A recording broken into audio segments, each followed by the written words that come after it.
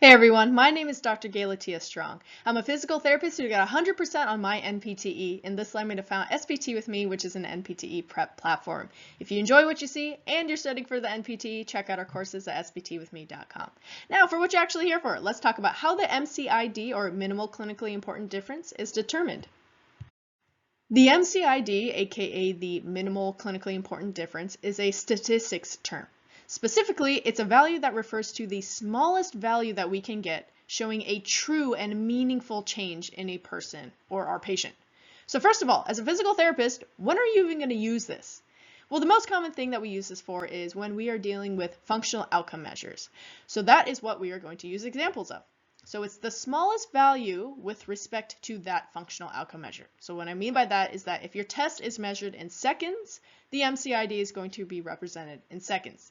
If it's a number scale like 1, 2, 3, 4, 5, it's going to be represented by 1, 2, 3, 4, 5. So the word change is important because it's a change that's based off the difference or change between the results of the first time that a patient performed their functional outcome measure and the second time that they performed the same functional outcome measure. Now, of course, you can do functional outcome measures a third or fourth or fifth time. However, the MCID is with respect to the difference between just two of them. One of the biggest questions that you might have about this topic, and the reason why you're turning into this video, is to find the answer of how. How did these people who created the functional outcome measure get to decide on this value? So what does clinically meaningful change actually mean? Well, of course, everything is based on research, and really there are two things that the MCID is based on. The first thing that they base this value off is something called the MDC, aka the minimal detectable change. So the MDC is a different statistics value. This one is essentially the smallest value that a person can get in a functional outcome measure, in which the difference of their score from doing it the first time or at least the previous time is beyond just getting that score due to chance. So let me give an example. The MDC, or minimal detectable change, for the mini best is 3.5 points. So let's have an example of my patient doing the mini best. On their first try, they get a 22 out of 20. Then a month later, they do it again. Now it's 22 out of 28. So a difference of 2 points. Now 2 points is less than the MDC, which is 3.5. 3.5 is the smallest number that our patient could get to be considered getting anything aside from just chance itself. So this must mean that at 2 points, this improvement is just due to chance and expected error. So essentially, what we're saying is that if this patient never went to therapy, they could have still improved by 2 points.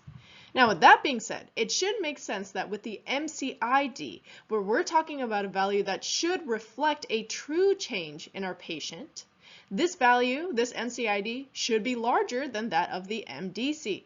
That this value that's supposed to provide the clinically relevant and meaningful difference should be larger or at least equal to the value that's just beyond statistical error or chance, which is the MDC. The second thing that researchers base the MCID is off the patient's perception of their improvement. Now, of course, it's all based on research. So likely what happens is that a bunch of patients are asked to perform a functional outcome measure to begin with. It could be something to address balance or something subjective like asking perceived disability. It could be strength, any functional outcome measure. Now they perform it once as a baseline. They're treated with whatever interventions that they need to address what is on the functional outcome measure. Then after a while, they're going to do the functional outcome measure again to assess the success of the interventions. And this is where the analyzing of information, figuring out what the value of the MCID actually comes into play. So the first thing is to collect data on the change that occurred between taking the test the first time and the second time. So did your patient improve their timed up and go by 10 seconds, or was it 5 seconds? Did your patient increase their sit to stand number by 2 times, or was it 7 times? Or was their perceived disability improved by a value of 3 or 7, if it was a subjective measurement? So this value and unit of measurement is of course going to depend on what the functional outcome measure was. So now we have a bunch of data with patients and their numbers identifying the change. Well, researchers then are going to take their time to interview each patient to listen to their perceived improvement or maybe even lack of improvement. So the researcher might ask the patient, well, compared to the first test, how do you feel now? Are you able to perform your work duties more easily now? Or are you able to return to sport? Realistically, there are so many questions that researchers could ask because it depends on the purpose of the functional outcome measure. If it's a measure that addresses disability, then the question might be, do you feel like your disability has lessened? Or on a scale of 0 to 10, how much do you think you've improved? Or if it's a measure of fear of certain activities, then the question might be, do you feel like you're more confident now? If it's a functional outcome measure about returning to sport, it could be a matter of them following up with the patient in 6 months or a year and seeing if they were re-injured or not. So the idea is that researchers are going to consider the information that they have of the patient's change in score between their first and second test, and the patient's subjective perception of their improvement, or even objective findings, and then they're going to compare it between everyone.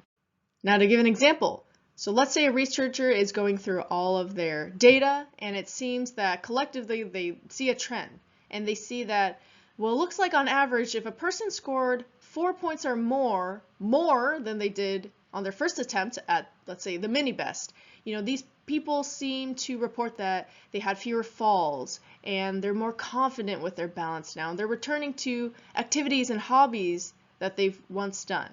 Then they're going to base the MCID off that.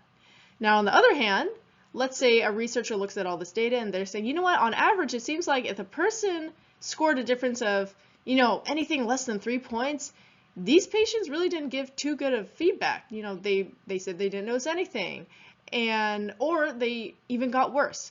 Now, remember that the MCID is the smallest value suggesting a change.